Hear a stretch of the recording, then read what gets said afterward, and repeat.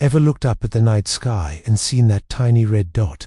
That's Mars. And for decades, it's been the stuff of science fiction, the ultimate frontier. But what if I told you that by 2050, that tiny red dot could be home?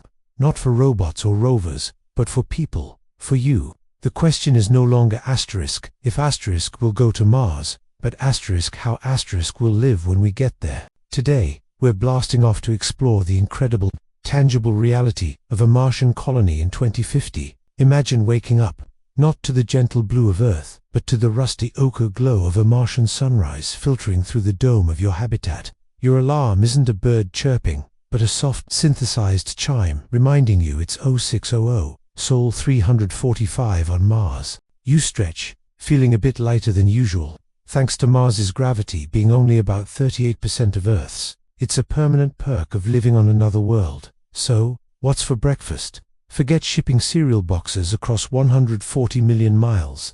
Your first meal of the day comes from the colony's biodomes. You might have some scrambled eggs, synthesized from proteins, or perhaps a bowl of Martian-grown spinach and strawberries. These aren't just fantasy foods. Scientists are already experimenting with growing crops in simulated Martian soil, using advanced hydroponics and aeroponic systems. Water, the most precious resource, is meticulously recycled from every possible source, from human waste to atmospheric moisture. Every drop counts. After breakfast, it's time for work. But what does a commute look like on Mars? Forget traffic jams. Most colonists will live and work within the same pressurized habitat complex. You might walk down a corridor to your lab, where you're a geologist analyzing rock samples for signs of past life. Or maybe you're a robotics engineer, remotely operating rovers on the surface to expand the colony's infrastructure. Others could be botanists tending to the crops that feed everyone, or doctors specializing in low-gravity medicine. For those who need to travel outside, you'll suit up.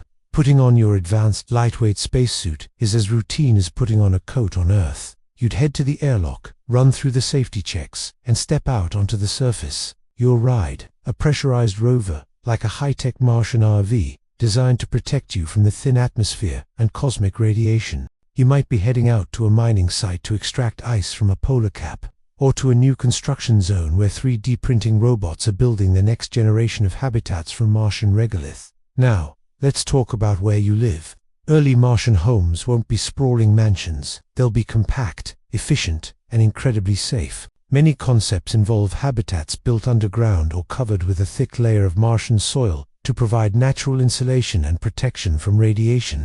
Think of cozy, subterranean apartments, intelligently designed with modular furniture and virtual windows that can display any earthly landscape you miss.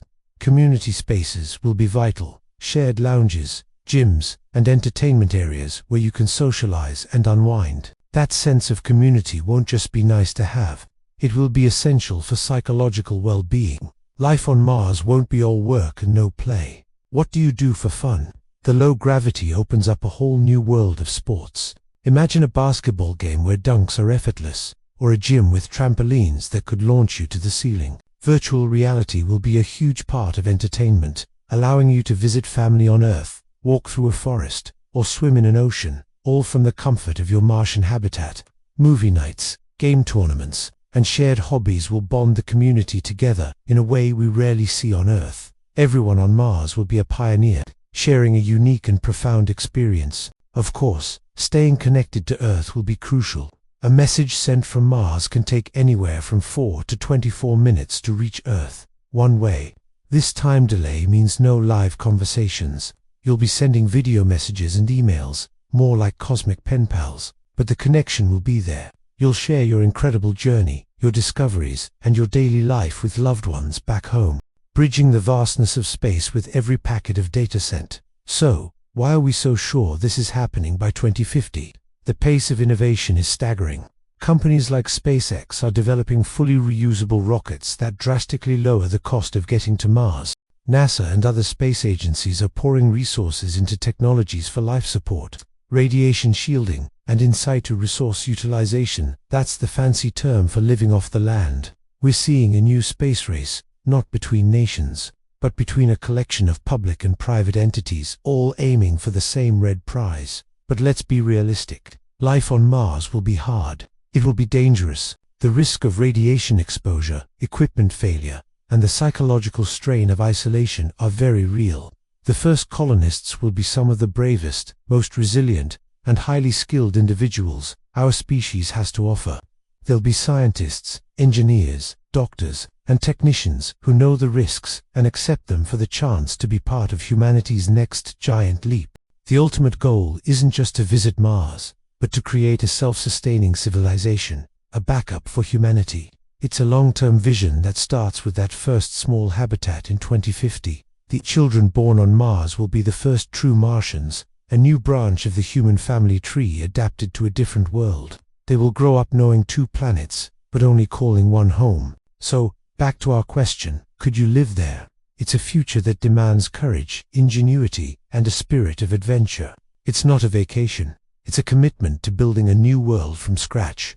As we stand on the cusp of this interplanetary age, the call of the red planet is louder than ever.